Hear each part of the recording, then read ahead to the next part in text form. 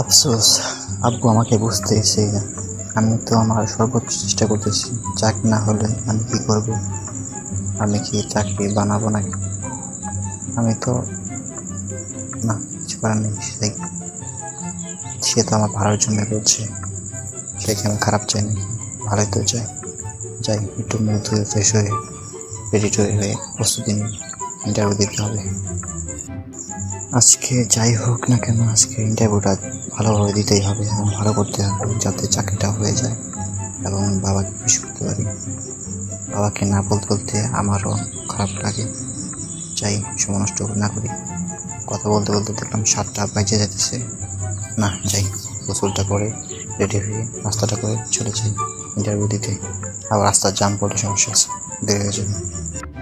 যাই, তাড়াতাড়ি করে গোসলটা সেরে ফেলি। তাড়াতাড়ি গোসলটা করে চট করে চলে যাবো ইন্টারভিউ দিতে।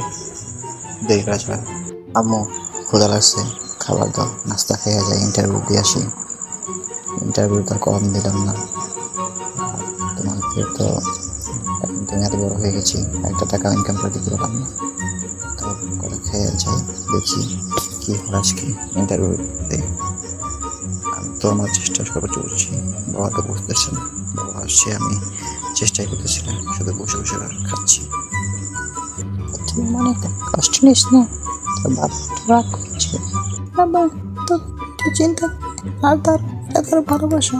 ওরা তো চাই শুধু তুই চাকরি কর এবং মন খারাপ করিস না। বাবা এত চিন্তা করিস না বাবা, তুই বাদ না, যা হবে দেখা যাবে। মন এমনিও খারাপ করে লাভ নাই, কিছুই করার নাই। বেকারের কোনো দাম নেই। আচ্ছা, বাদ কি আছে? আমি মাছ করে আমি খাইতে পারবো না, কাটা লাগে মাছ থাকে। যদি ডিম থাকে ডিম দাও, আর রুটি দাও। রুটি আর ডিম দিয়ে নাস্তা করে চলে যাই। সময় নেই, দাও তাতে দাও, যা আছে তাই খাই। দাঁড়া বাবা, যাস নে, ভাত আনতেছি, ভাত খেয়ে যা। তুই বস, আমি ভাত নিয়ে আসছি। আমার আর ভাল লাগে না মা, বসে বসে খেতে, তোমাদের অন্ন নষ্ট করতে। আশা করি আর বেশি দিন সময় লাগবে না। উপরে আল্লাহর কাছে চাইতেছি, তিনি যত সাদাই সম্ভব ইনশাল্লাহ একটা চাকরি যেন জোগাড় করে দেয়, তাই কামনা করি। এবং তোমরা দোয়া করো যেন একটা চাকরি হয়ে যায়, তোমার ছেলে তোমাদের কষ্ট যেন দূর করতে পারে, হাল ধরতে পারে পরিবার। বাবা, ছেলে খারাপ কোনো মাই চায় না। কে দেখেছিস তার ছেলে খারাপ চায়?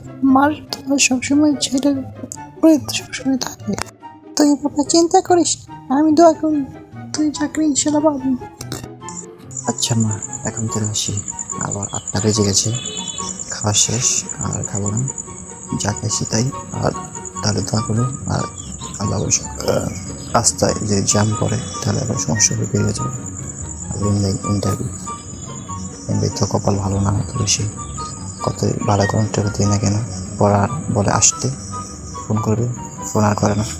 তাই হালকা আবার যাই, গেলাম তাহলে, দোয়া করি। আল্লাহ হাফিজ।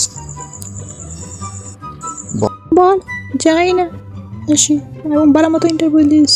আর করার সময় ডরাবি না, মনে হাল ছাড়বি না, সাহস রাখবি।